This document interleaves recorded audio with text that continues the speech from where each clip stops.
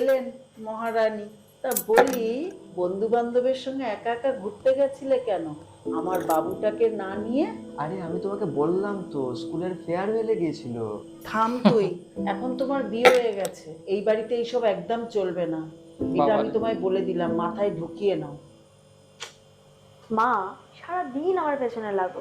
এই যে এত তুমি ঝগড়া করো, তোমার মুড খারাপ থাকে, এর মাঝখানে তো তুমি নিজেরই যত্ন নাও না। এই যে নখগুলো এত বড় বড় হয়েছে, কে কাটিয়ে দেবে? নিজে তো কাটো।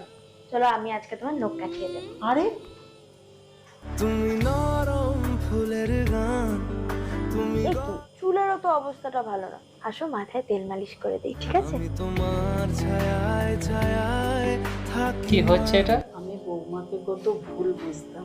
আমি তো তোমাকে আগেই বলেছিলাম। আমার বাজে ব্যবহারের জন্য বৌমার কাছে আমি ক্ষমা চাইবো। তুইও চল।